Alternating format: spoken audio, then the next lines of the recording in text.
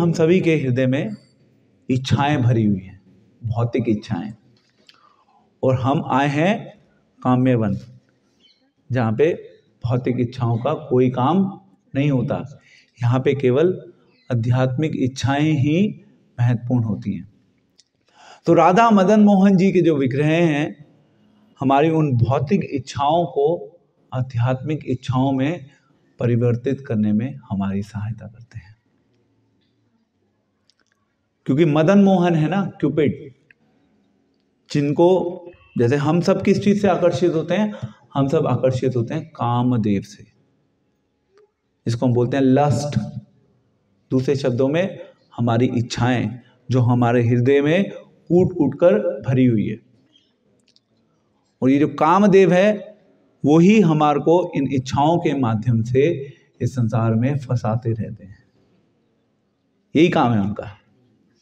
But Krishna कौन है? कृष्ण वो हैं जो कामदेव को भी अपनी ओर आकर्षित करते हैं। तो हमारी उन इच्छाओं को यदि हम आध्यात्मिक इच्छाओं में परिवर्तित करना चाहते हैं तो हमें राधा मदन मोहन देव की शरण लेनी होगी। जब हमें उनकी शरण मिलेगी तो धीरे धीरे धीरे धीरे हमारे जीवन से हमारी जो भौतिक इच्छाएं हैं वो कम होने लगेंगी। इच्छाओं में प्रॉब्लम नहीं है, प्रॉब्लम है भौतिक इच्छाओं में। इच्छाएं या तो भौतिक हो सकती हैं, इच्छाएं आध्यात्मिक भी हो सकती हैं। और काम्यवन वो स्थान है जो हमारी उन आध्यात्मिक इच्छाओं को पूरी करने में हमारी हेल्प करता है। तो आपके मन में प्रश्न हो सकता है कि आध्यात्मिक इच्छा क्या होती है?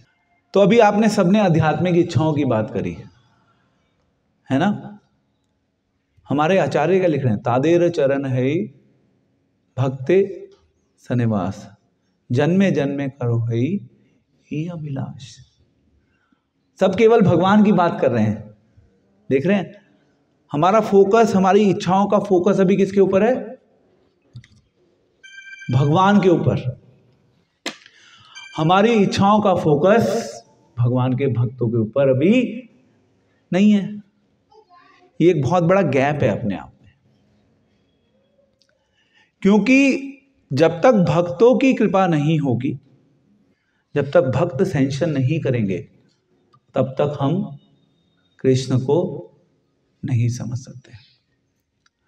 तो कृष्णा एंड हमारे बीच में एक अगर जो पुल है, ब्रिज, जिससे हम कृष्ण तक पहुंच सकते हैं, वो है कृष्ण के शुद्ध भक्त।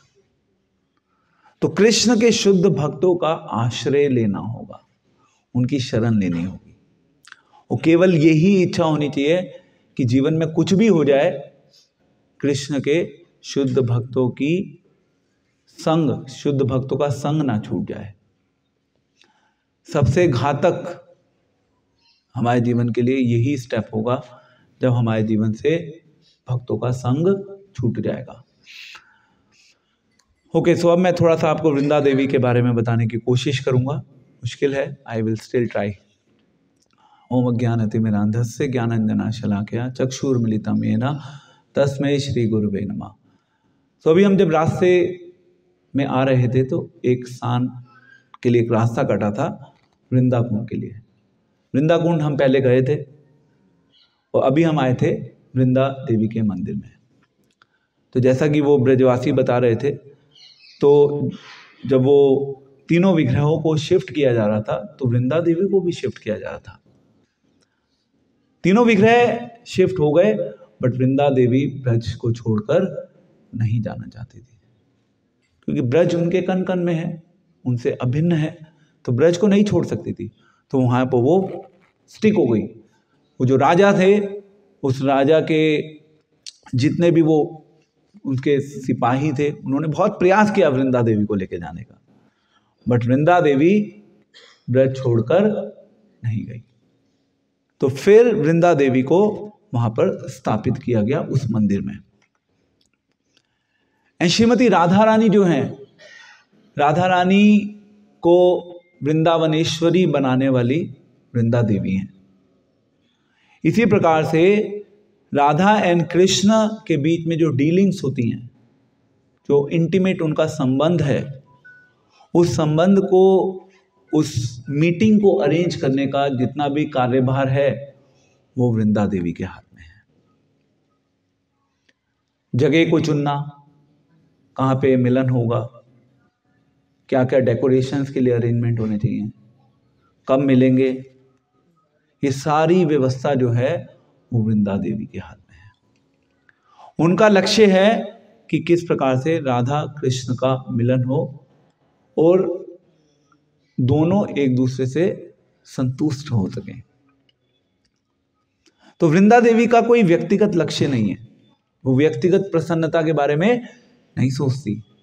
वो चाहती है राधा एंड कृष्ण को प्रसन्नता हो, क्योंकि जब राधा कृष्ण से मिलेंगी तो कृष्ण प्रसन्न होंगे, ऐसे जब कृष्ण राधा से मिलेंगे तो राधा प्रसन्न होंगी। उन डीलिंग्स को मैच्योर करने में वृंदा देवी का एक बहुत बड़ा रोल होता है। तो इसी प्रकार से वृंदा देवी अलग अलग मीटिंग्स कृष्ण एंड राधा की ऑर्गेनाइज करती हैं। अब राधा रानी जो हैं, राधा रानी देखती हैं कि भाई इस प्रकार से जो वृंदा देवी हैं कृष्ण से मिलन में मेरी सहायता कर रही हैं, तो वो सोचते हैं कि ये वृंदा देवी तो मुझे बहुत कुछ दे रही हैं, ये मुझे दे रही हैं, इन्होंने वृंदावन भी दे दिया, मुझे सब कुछ दे दिया, मुझे वृंदावनेश्वरी बना दिया, मेरा भी कर्तव्य बनता है कि मैं कुछ वापस दूं, मेरा कर्तव्य बनता है कुछ वापस दूं।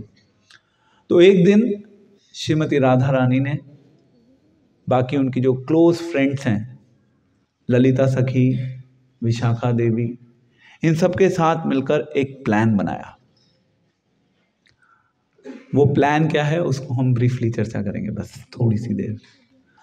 द रूल इज कि ना तो मेरे पास अधिकार है इस विषय के ऊपर बोलने का, ना शायद आप लोगों के पास योग्यता है, बट फिर भी जो हम लक्ष्य की बात कर रहे हैं, क्योंकि हम सभी को ब्रजवासी बनना है, तो हम उस लक्ष्य को जानकर एटलीस्ट उस लक्ष्य को पूज सकते हैं।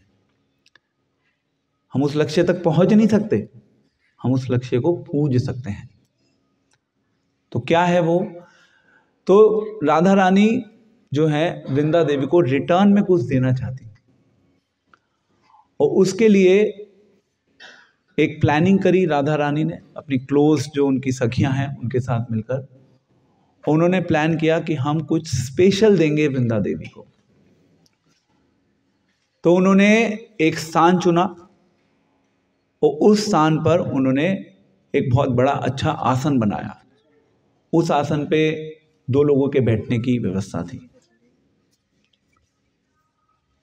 उन्होंने सबसे पहले वृंदा देवी को उस आसन के ऊपर बिठा दिया। वृंदा देवी को बिठाया गया उस आसन के ऊपर। वृंदा देवी को कुछ नहीं पता क्या हो रहा है। एंड फिर जो ललिता सखी हैं, ललिता सखी फिर जब सारे अरेंजमेंट्स हो गए, ललिता सखी फिर वहां पे कृष्ण को लेके आती हैं। एंड वहां पे किसको बिठा दिया जाता है वृंदा देवी के साथ? कृष्ण को। एंड श्रीमती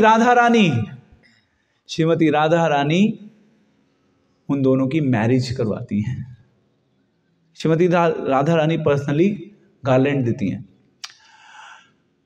और इस प्रकार से वृंदा देवी को भगवान कृष्ण के साथ एक जो बिल्कुल पर्सनलाइज व्यक्तिगत संबंध, जिसका अधिकार केवल श्रीमती राधा रानी के पास है, केवल श्रीमती राधा रानी के पास उसका अधिकार है, वो अधिकार श्रीमती राधा रानी वृंदा देवी को देती हैं। तो अब हमारे लिए प्रश्न ये है कि हमारे लिए क्या शिक्षा है?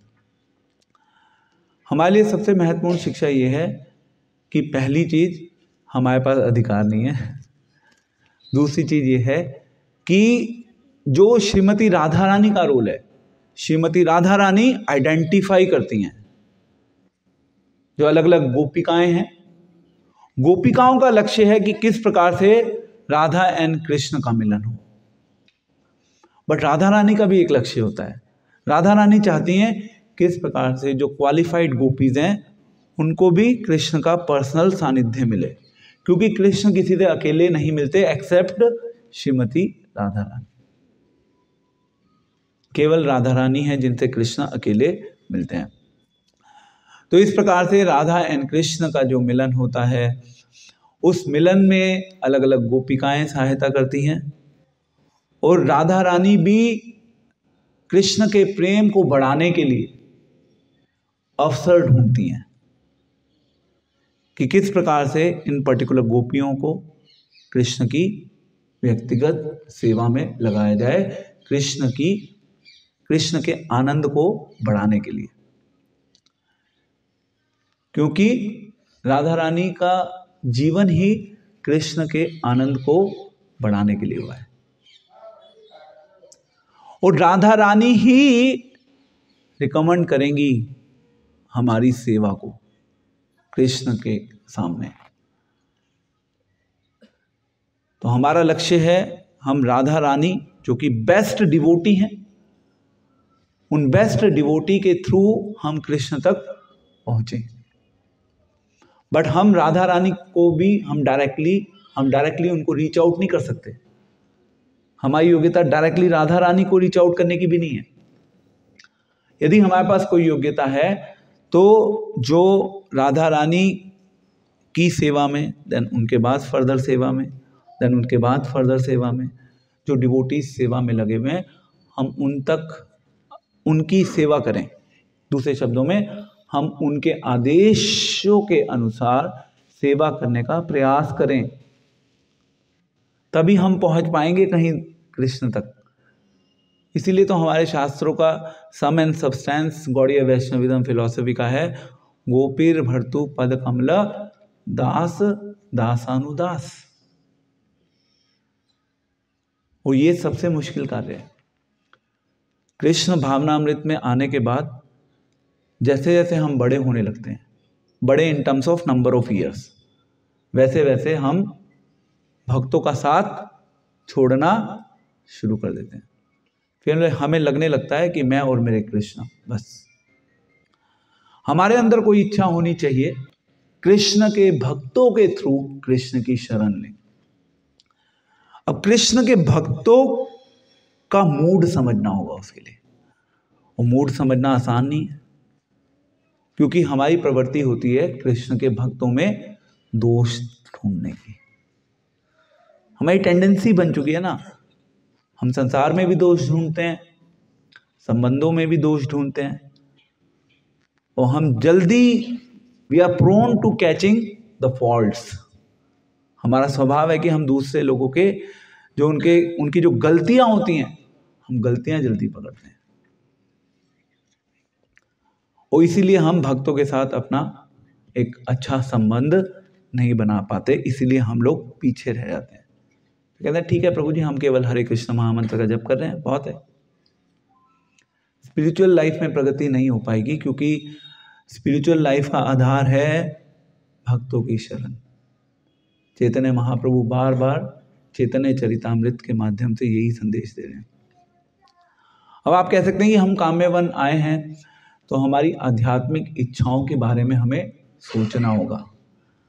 पेपर पे लिस्ट बनाइए अपनी आध्यात्मिक इच्छाओं की, और मोस्ट इंपॉर्टेंट है आप जिन इच्छाओं की लिस्ट बना रहे हैं आध्यात्मिक इच्छाओं की, वो कुछ व्यवहारिक होनी चाहिए, व्यवहारिक प्रैक्टिकल होना चाहिए। कुछ ऐसा ना हो कि बस हम लिख दें कि हमें कृष्ण से प्रेम करना है। ये भी एक इच्छा होगी ना, कृष्ण से हम प्रेम करना चाहते हैं, ये इच्छा है ना, बोलिए, ये इच्छा है ना, कृष्ण से प्रेम करना एक हमारी इच्छा है। व्यवहारिक स्तर पे कैसे होगी? उस व्यवहारिक स्तर पे कुछ इच्छाओं को, जिनको आप अपने जीवन में अप्लाई कर सकते हैं, आप उन इच्छाओं को लिखिए और उसको 2024 के लिए एक रिजोल्यूशन के रूप में प्लान आउट कर लीजिए। आई थिंक ये डूएबल है, शायद है या नहीं? फिर नहीं बोल रहे आप? ये डूएबल है, बहुत सरल है। आप इसको कीजिए अभ्यास, इसकी कोशिश कीजिए। आध्यात्मिक इच्छाओं पे काम करना शुरू करिए। भौतिक इच्छाएं होती हैं, कई बार लोग अपने बड़े बड़े प्लानर्स बनाते हैं। 2023 का टारगेट ये है, टिक, मेरा ये टारगेट अचीव हो गया। मैं भी बनाता हूँ भौतिक प्लान्स, बट भौतिक प्लान्स का एक बहुत सीमित रोल होना चाहिए। हमारा जीवन पूर्ण रूप से क्या होता है, सारोबार पूर्ण रूप से भरा होना चाहिए हमारा जीवन आध्यात्मिक इच्छाओं से। हम भी टारगेट बना सकते हैं, आध्यात्मिक टारगेट, ये करेंगे, वो करेंगे, make a list of the targets.